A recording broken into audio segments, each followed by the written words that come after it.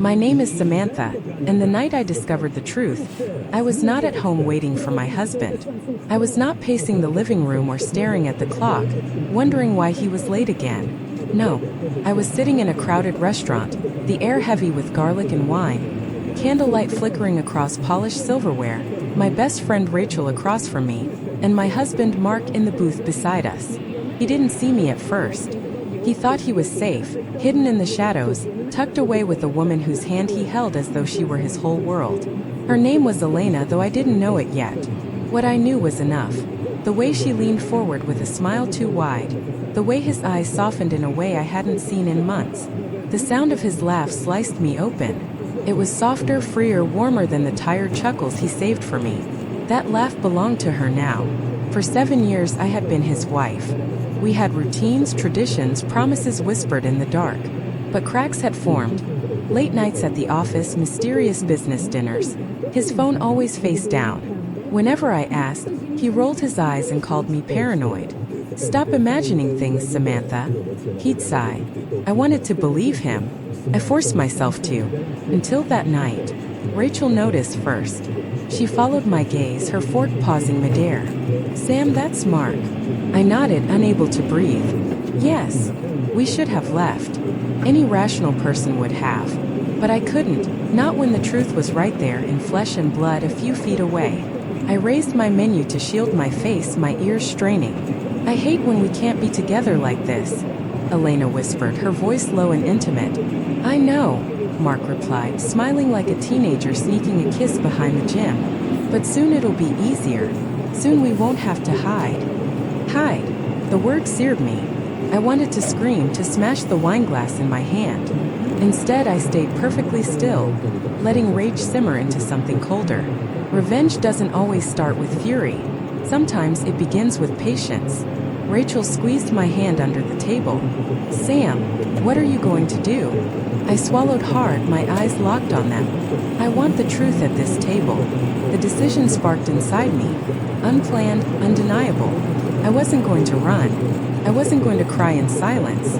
I was going to sit at his table, uninvited, and drag the truth into the open where he couldn't twist it. The thought electrified me, terrified me, empowered me. I lowered the menu, and for the first time Mark's eyes flicked in my direction. His laughter froze mid-breath. His face drained of color, his hand snapping back from Elena's as though caught in fire. Our eyes met across the narrow aisle, husband and wife, stranger and stranger. And in that moment of silence, in that look heavy with everything unsaid, I knew my marriage was over. But the story had just begun. For a heartbeat, the world seemed to stop. The laughter, the clink of glasses, the hum of the restaurant. Everything went quiet as Mark's eyes met mine. His smile died in an instant, as though someone had blown out a candle. The hand he had left on Elena's wrist snapped back like it had been scorched.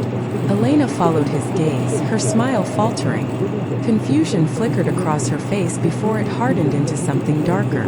She glanced at me, then back at him, realization dawning. Rachel leaned close, her voice barely audible. "Sam, are you sure you want to do this here?" "Yes," I whispered, my throat tight but steady. "Exactly here." I pushed back my chair. The scrape of wood against tile echoed through the room like thunder. A few diners turned their heads. My heels clicked against the polished floor. Each step measured, deliberate. Mark sat frozen, his complexion turning pale. He opened his mouth, but no words came. Elena's eyes darted between us, like she had been handed a puzzle missing half its pieces. I stopped at their table, my hand resting lightly on the back of the empty chair. "Mind if I join you?" My tone was calm, almost casual. Mark's jaw worked soundlessly. "As Samantha," he stammered. Elena blinked. "Samantha," she echoed. "Who is?" "His wife," I said, cutting clean through the air. The word struck harder than any scream. Gasps rose from the tables nearby, whispers already spilling from one diner to another. Elena's lips parted, her face draining of color. She recoiled slightly, folding her hands in her lap as if to hide them. Mark reached for me across the table, his hand trembling. "Sam, please, let's not." I pulled the chair out and sat down. Smooth. Controlled. My dress rustled as I crossed my legs. I lifted my chin, eyes never leaving his. No, Mark. We'll do it here. Where you thought you could hide. The waiter hesitated nearby, tray in hand, caught in the tension. I offered him a polite smile. Another glass of red, please. The same as my husband. The word husband cracked through the silence. Elena flinched. The waiter, cheeks flushing, nodded quickly and disappeared. Mark's voice dropped to a desperate whisper. Sam, don't do this. Let's talk at home. At home. I leaned forward, folding my hands on the table. You mean the home where I wait while you're here with her? No, Mark.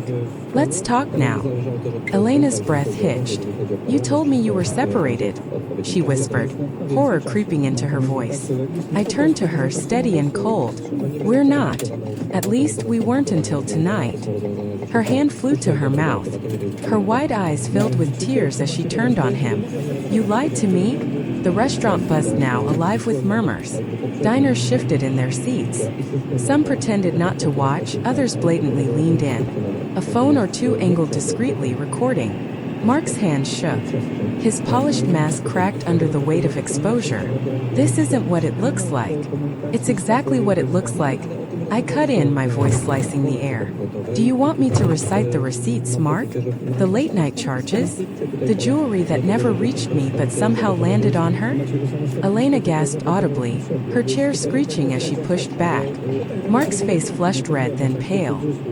He looked like a man caught between fire and ice, nowhere to run. Sam, please. The waiter returned, trembling as he placed a fresh glass in front of me. The sound of it touching the table seemed to reverberate. I lifted it, clinked it softly against Mark's untouched drink, and said evenly, to the truth. Rachel, still at our original table, angled her phone, capturing everything. She didn't interfere. She knew this was my moment. Elena's tears spilled now. She whispered, you promised me we could be together. You said it was over. I leaned back, letting silence hang. Then I spoke, steady and clear. Tell her, Mark. Right now. Tell her the truth, or I will. The restaurant hushed, every eye waiting. His lips parted. His throat worked. For once, the man who always had an answer had none. And in that silence, Elena's face crumpled. Mark never answered that night. His lips moved, but no words came. Elena's face was already telling the story, shock, heartbreak, betrayal written in every trembling line. The silence between them was louder than any confession. I rose from the table with a calm I didn't know I had. The entire restaurant buzzed, phone still angled, whispers like a tide rushing out the door with me. Rachel followed close behind, her eyes blazing. My heels clicked against the pavement outside, sharp, deliberate, like punctuation to a chapter one was closing. But confrontation wasn't enough. Words, no matter how sharp, fade. People forget whispers, even gasps. What they can't forget is proof. Solid, undeniable, irrefutable proof. Mark had made me doubt myself for months. He made me feel paranoid, insecure, unstable. That night showed me I wasn't any of those things. I had been right all along. And if I wanted justice, if I wanted revenge, I would need more than the memory of him across that table. Rachel poured wine into 2 glasses as we sat in my living room later. My hand shook as I opened my laptop. It's time, I told her. I need evidence. Not for me. He can't gaslight me anymore. But for everyone else he'll try to deceive. She leaned forward, eyes steady. Then let's dig. The search began with his phone bill. I remembered the login, years of paying utilities and bills had carved the password into my brain. Within minutes, the numbers appeared on screen. Dozens of calls to the same unfamiliar number. Calls at midnight, at dawn, during late office nights. Some lasted minutes, others stretched over an hour. Rachel leaned closer, her brows raised. That's her. Has to be. I screen captured everything, printing out the logs until the stack of paper grew thick. Next came the bank statements. My hands clenched as the numbers rolled by. Restaurant charges at places he never took me, hotels booked across town, jewelry stores I had never entered. Each line was like a bruise forming on my skin, fresh and raw. I printed those too, sliding them into a binder Rachel had found on a shelf. Each page slipped into a plastic sleeve, a permanent record of every lie. The binder grew heavier, and with it so did my resolve. Social media gave me more. Elena hadn't been careful. She thought her posts were vague, hidden between harmless photos. But the details betrayed her. A champagne glass caption, finally ours. A blurry car selfie that looked too much like Mark's leather seats. Even a reflection in a wine glass. His hand unmistakable on her wrist. I took screenshots one after another, labeling them by date, lining them up with the phone records and receipts. The pattern was undeniable. By dawn, the binder held more than proof. It held a timeline, a story of betrayal that no one could spin away. The next day, Lauren came. She saw the binder, thick with pages, and sat without a word. Only when she opened it did she speak. "You've built a case stronger than anything he can talk his way out of." Her voice burned with pride and fury. "He thought you'd never find this. He underestimated you." Her fire gave me strength. We spread sticky notes across my dining room table. Green for phone logs, yellow for receipts, pink for social media, blue for photos. As we pieced them together, the lies fell into a pattern so clear it was sickening. Business trips overlapping with Elena's Instagram stories. Stuck at the office nights coinciding with hotel check-ins. Even our anniversary, the night he gave me flowers and disappeared afterward, matched a dinner receipt with Elena. I stared at the dates, my chest tightening. "I was home making dinner that night," I whispered. "He told me he was finishing a project." Rachel squeezed my shoulder. "You're not crazy, Sam. You never were." But the proof wasn't enough. Not yet. It needed a stage. Claire came by, her laptop already humming. She built a slideshow, crisp and damning. Receipts faded into photos, phone logs aligned with posts. Each slide cut deeper than the last. "When this plays," she said, "no one will doubt. Not even him." When the slideshow ended, the room was silent. My chest heaved, but my eyes burned with determination. That's when my phone buzzed. A message lit the screen from an unknown number. "Stop digging." The air froze. Rachel read it over my shoulder. "That's him," she whispered. I stared at the words, a chill crawling up my spine. But then my lips curved into something closer to a smile. "If he's threatening me, it means I'm getting close." The message glowed on my phone. "Stop digging." Short, sharp, cowardly. Rachel cursed under her breath, pacing my kitchen. "He knows. He's watching you." I closed the binder with deliberate care, pressing the plastic covers together until they clicked. "Good," I said. "That means he's scared. And if he's scared, he's losing control." But even as I spoke, I knew I couldn't face this alone. Mark had always been persuasive, slippery. He could spin lies so fast that people doubted what they saw with their own eyes. If I confronted him without backup, he'd twist it until I looked like the villain. I needed voices, shields, and strength at my side. Rachel was already one of those voices. She had been with me in the restaurant, had filmed the moment his mask slipped. She was my silent witness, and her camera would be our first weapon. The next ally I called was Lauren, my sister. She didn't ask questions when I told her to come over. She arrived with fire in her eyes, her hands already curled into fists. "I told you he wasn't as perfect as he pretended," she said, flipping through the binder. She didn't flinch at the receipts, the phone logs, the screenshots. She only smirked. "He wanted to humiliate you in secret. Let's humiliate him in public." Her bluntness grounded me. Then came Claire, my friend who lived and breathed technology. She walked in carrying her laptop like a soldier with a shield. She sat at my dining table, opened the slideshow she'd already started, and refined it until it looked like something out of a courtroom. Dates highlighted, photos enlarged, captions sharp as knives. "If you want to project this at an event," she said, "I can make sure no one walks away in doubt. And if he tries to delete it, it's saved 3 times in 3 places. He can't kill it." Her efficiency reassured me. The last ally was Evelyn Carter, my lawyer. She was cool, precise, and calm as stone. I spread the binder across her office desk, and she studied each page with unreadable eyes. At last she said, "This is enough for a courtroom, Samantha. You could win everything." I don't just want to win in court, I whispered. I want him exposed. I want the truth where he can't hide. Evelyn folded her hands. Then pick a stage he thinks he owns. Somewhere he feels safe. That's where liars crumble best. Her words hit me like a spark. I knew exactly the stage. Mark's company held quarterly dinners, lavish evenings with clients, colleagues, investors, polished speeches, tuxedos, chandeliers. He had already invited me, expecting me to play the silent, smiling wife. That dinner was in 2 weeks.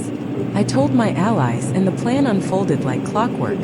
Claire would load the slideshow onto the projector, disguised as a client presentation. Rachel would sit at the back with her phone, recording everything. Lauren would be at my side, a flame ready to burn through his excuses. Evelyn would watch from the front row, legal documents prepared in case he tried to silence me afterward. And me? I would walk in wearing calm like armor. I would let him believe I was still blind. And then when his voice rang out about trust and loyalty, I would show the world the truth. We rehearsed. We ran through every possible scenario.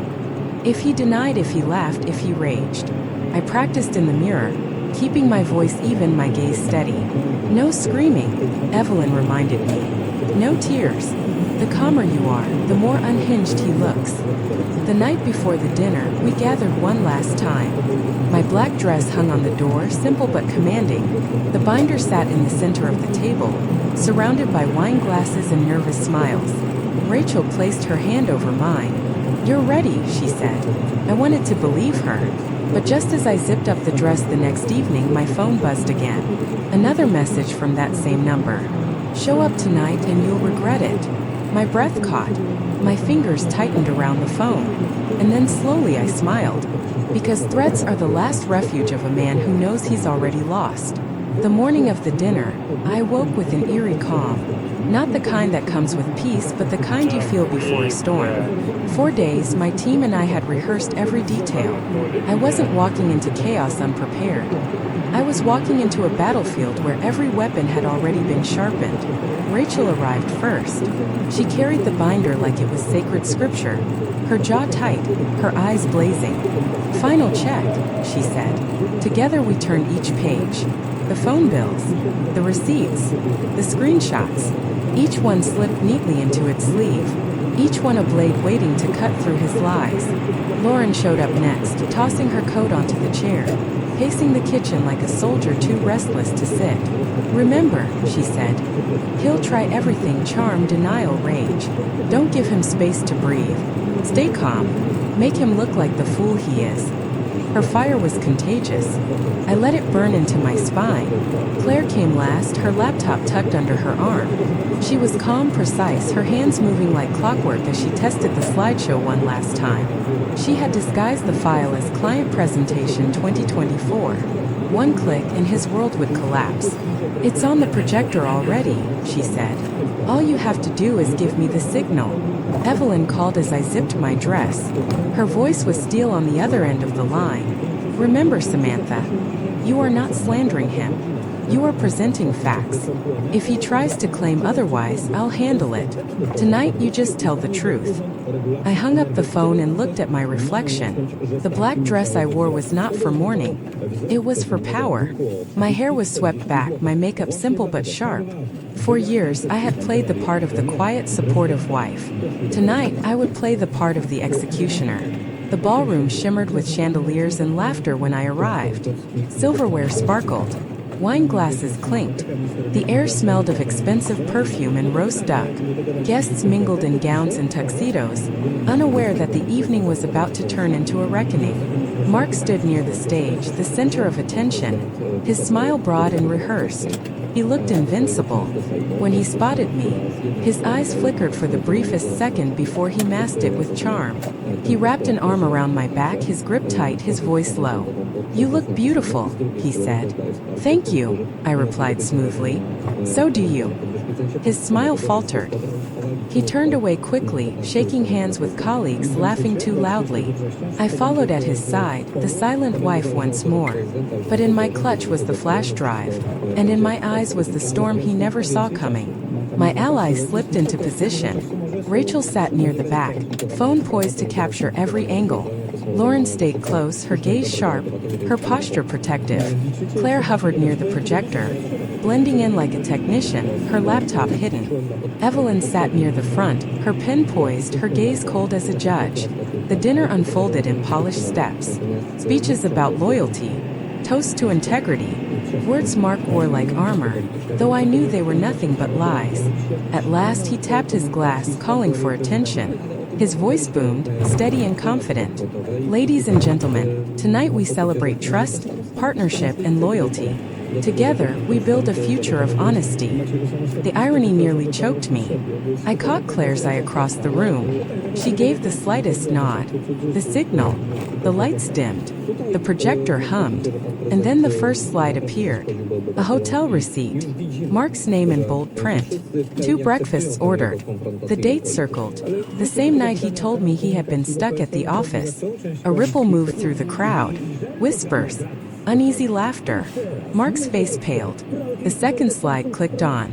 Elena's selfie, champagne in hand, time-stamped on our anniversary. Gasps filled the ballroom. Chairs shifted. Phones angled upward. Mark stammered into the microphone. This is some mistake. The third slide appeared. A jewelry store receipt. Paid from our joint account. The room erupted, shouts, gasps, sharp intakes of breath. I rose from my chair, heels sharp against the marble, my binder clutched in my hand. I stepped toward the stage, my voice ringing clear. Integrity, loyalty, honesty. Let's show them what those words mean to you, Mark. The crowd turned, phones raised, their eyes hungry for truth. Mark's mask cracked. His hand trembled on the microphone. And then the projector flickered. Once, twice. The screen went black. The crowd gasped as the projector blinked once, twice, then died completely. The grand chandelier light seemed harsher without the glow of the screen. The silence that followed was thick, broken only by whispers and the nervous shuffle of silverware. For a breathless second, panic clawed at me. All the planning, all the rehearsals, the binder, the slideshow. What if it all ended here, snuffed out by a pulled cord or a hidden hand? Mark saw the opening instantly. His instincts were quick, sharp, honed from years of twisting situations in his favor. He grabbed the microphone with both hands, his voice booming through the ballroom. "Ladies and gentlemen," he declared, forcing a laugh, "I am so sorry about this ridiculous interruption. My wife," he spat the word like venom, "is clearly having trouble accepting reality. These images, these so-called proofs, are doctored, fabricated. She's gone to desperate lengths to humiliate me tonight. Please ignore this childish stunt and enjoy your evening." Murmurs rippled through the crowd. Some looked uncertain, others skeptical. A few glanced my way with pity, as if wondering if I truly was the unhinged wife he painted me to be. I refused to let the doubt settle. From across the room, I caught Claire's frantic gestures. Her laptop glowed as her fingers flew across the keys. She mouthed, "It's been cut." My stomach twisted. Cut, not malfunction. Someone had deliberately sabotaged the feed. And there was only one man desperate enough to make sure his sins never saw the light. Before Mark could reclaim the room, Lauren rose from her chair at the front. Her voice cracked like a whip. "Those files aren't fake. Every receipt, every timestamp is signed, dated, and verified. If anyone wants to see them right now, I'll pass the binder through the room." The binder in my hand suddenly felt like a weapon. The murmurs grew again, louder, turning against him. Mark's jaw clenched. He slammed his fist against the podium. "She's lying," he shouted, his voice pitching high. "She's obsessed. Paranoid. She's always been this way." But his voice cracked under the strain, and for the first time, doubt flickered in the guest's eyes. Not about me, but about him. Claire's voice rang out then. "Got it." The projector blinked back to life, brighter this time. The next slide filled the screen. Elena's champagne selfie, time-stamped, with Mark's jacket sleeve visible in the frame. The ballroom erupted. Gasps, murmurs, the scrape of chairs. Elena buried her face in her hands, her shoulders trembling. Mark's composure shattered. He lunged toward the projector, his movements wild, desperate. Security shifted uneasily, unsure if this was part of the evening's drama or a breakdown in real time. Lauren intercepted him, planting herself firmly in his path. Touch that, and everyone here will know you're guilty, she hissed. Phones rose higher. Guests whispered loudly now, their voices carrying, "Unbelievable. He's finished. Did you see that picture?" Mark froze, chest heaving, sweat dripping down his temples. His perfect suit looked rumpled, his face red with fury and fear. And then the hotel manager stormed onto the stage, his expression tight with conflict. He approached me first, his voice pitched low but urgent. "Ma'am, this isn't authorized. You can't use our equipment for whatever this is. If you don't stop, I'll have to cut the power to the entire room." Gasps swept the crowd again. Mark latched onto the lifeline instantly. "Yes. Shut it down. She's violating policy. This is slander." The manager looked torn, caught between me and a powerful man his hotel probably relied on. His hand hovered near the control panel at the edge of the stage. I stepped forward, binder in hand, my voice calm but cutting. "If you silence this, you'll be remembered as the man who shielded a liar. Do you want this on record? Because half this room is filming right now." Dozens of phones lifted higher in unison. The glow of screens a silent army. The manager froze, sweat beading at his brow. He stepped back slowly, Mark's face twisted with rage. He snatched the microphone again, his voice breaking into a roar. "She's insane. She's destroying me because she couldn't keep me." But this time no one believed him. The crowd hissed, some even booed. Elena sobbed openly, her mascara streaking as she whispered, "You told me you were mine. You lied to me too." Mark spun, wild-eyed, sweat dripping. And then, with a sound that was more animal than human, he lunged toward me. Security rushed forward, but he was faster. His shadow loomed large over me, his hand outstretched like he could rip the binder from my fingers and erase the truth itself. Mark lunged, his hand outstretched, his face twisted with desperation. Gasps tore through the ballroom. Guests rose to their feet, chairs screeching against marble. Phones lifted like shields, capturing every frantic second. But before he could reach me, Lauren shoved herself between us. Her arm shot out, blocking him like a wall of fire. "Touch her," she hissed, "and you'll regret it more than you regret tonight." Security closed in, gripping his arms, pulling him back. He struggled, thrashing like a drowning man. His polished suit was wrinkled now, his hair damp with sweat. The charming executive was gone. In his place was a man exposed, broken, clawing at lies that no longer held. And then the projector clicked again. The screen filled with a hotel receipt. Mark's name in bold, 2 breakfasts charged, time-stamped on the night he claimed to be locked in the office working overtime. The date glared across the ballroom like a spotlight. A ripple of disbelief moved through the crowd. Someone whispered loudly, "That's his signature." Another voice cut in, "My God, this is real." Mark howled, "It's fake. Doctored. She's trying to ruin me." But before his words could spread, Claire's voice rang out sharp from the back of the room. "Every file is backed up. Time-stamped. Cloud verified. If he says it's fake, let him explain why his card paid for that room." Phones turned toward her, capturing her words. The tide shifted fully. The murmurs grew into outrage. Guests shook their heads, some even muttering curses at him. The next slide appeared. Elena's champagne selfie. The reflection of his jacket sleeve unmistakable in the glass. The date, our anniversary. Gasps erupted like a wave. Elena's face crumpled. She clutched her chest, whispering, "You told me you were mine. You said you were finished with her." Her voice cracked into sobs. "You lied to me too." She stumbled backward, her chair toppling. Makeup streaked her cheeks as she bolted from the ballroom, pushing past the guests who stared in stunned silence. Mark's face went crimson. He roared after her, "Elena, wait. It's not what it looks like." But the door slammed behind her, final and loud. The crowd hissed, a low chorus of disgust. Someone shouted, "You're finished, Mark." Another snapped, "Integrity, huh? What a joke." Then Rachel's video played on the screen. The grainy footage of Mark leaning across a restaurant table, his hand brushing Elena's, his laughter soft and intimate. Then the moment his head jerked up and froze, catching me watching him from across the aisle. The room erupted. Some gasped, others laughed at the cruel irony, but all of them saw the truth with their own eyes. Mark collapsed to his knees, his fists pounding the stage. No, no, you can't do this to me. I stepped forward, binder in hand. My voice rang steady, cold. I didn't do this to you, Mark. You did this to yourself. I pulled a final page from the binder and held it high. A jewelry store receipt dated and signed. This necklace, I said, my voice slicing through the noise, is the one Elena wore to dinner, paid for with our account. The applause that erupted wasn't joyous. It was sharp, like thunderclaps of judgment. Colleagues shook their heads. Clients whispered about canceled contracts.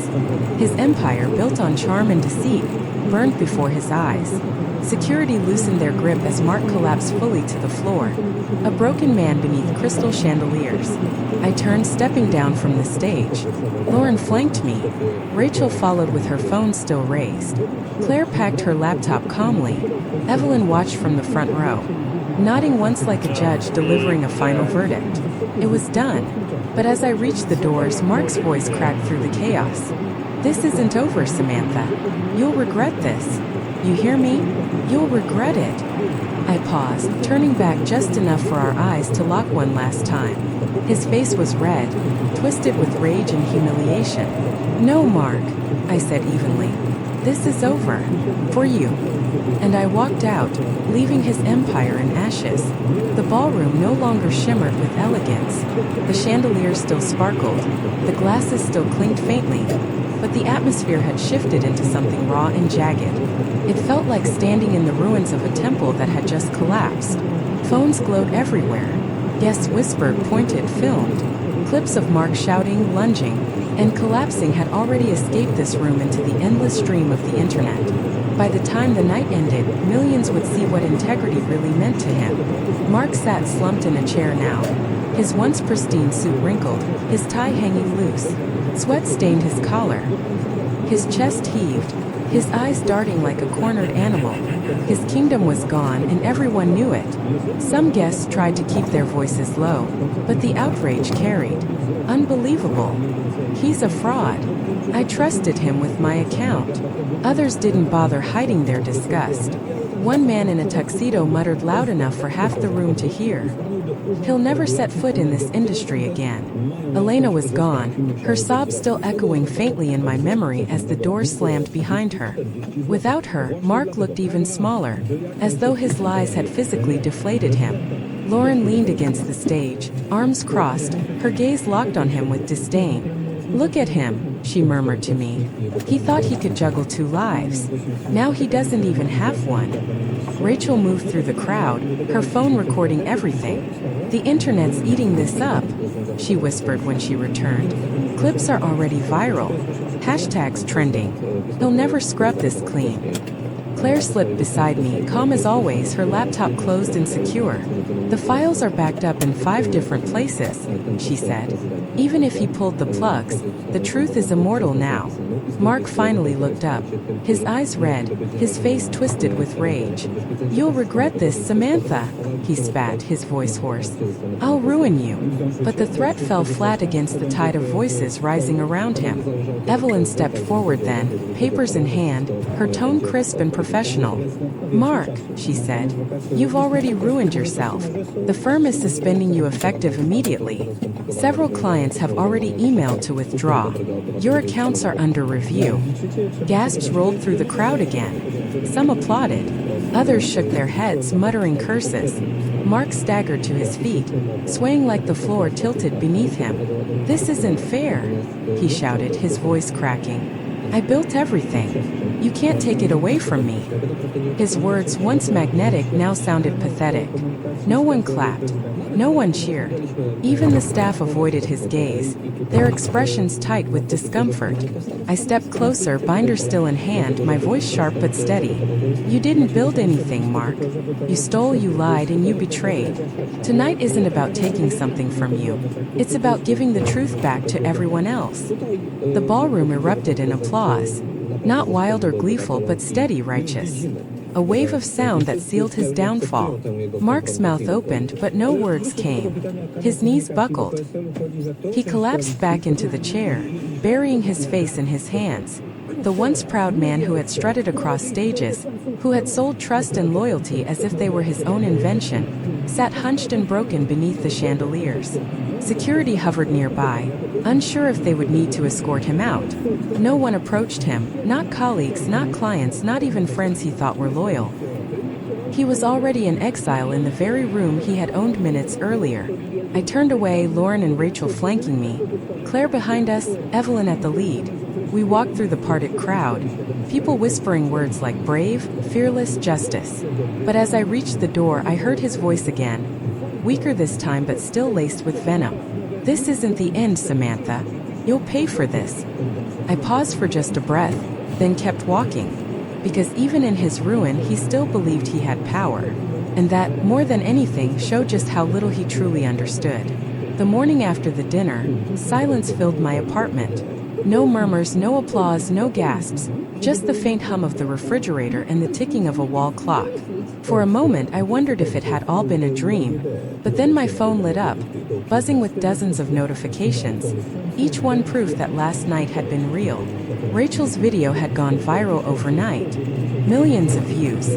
Headlines stretched across every platform. Executive exposed at gala. Dinner turns into divorce court. The truth at the table.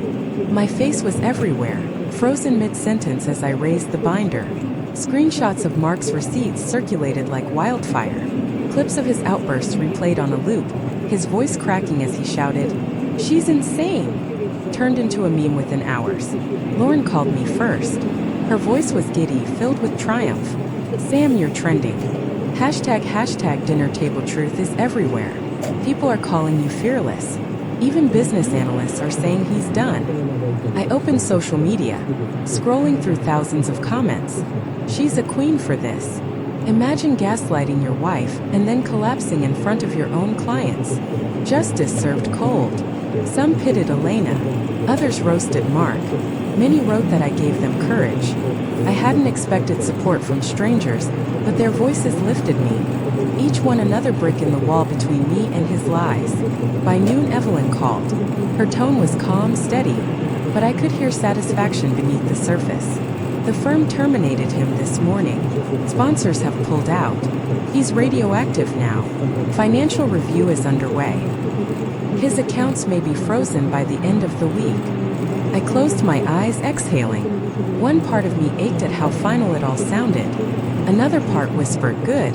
It's justice." But Evelyn's voice sharpened. "Be cautious, Samantha. Men like Mark don't accept defeat easily. If he lashes out, don't engage. Call me immediately." Her warning clung to me like smoke. That evening, Rachel and Lauren came over. We opened a bottle of wine and sat on the couch, laughter mixing with exhaustion. Rachel read comments aloud, some hilarious, some touching. Lauren raised her glass. "To you, Sam. To the truth finally sitting at the table." For the first time in months, I laughed freely.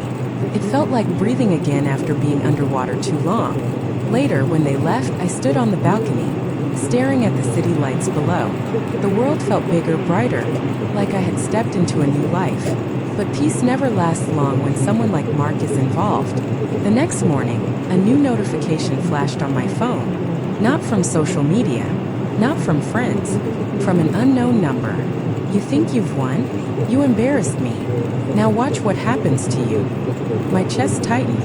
I read it twice, then set the phone down, my hands trembling for a moment before steadying.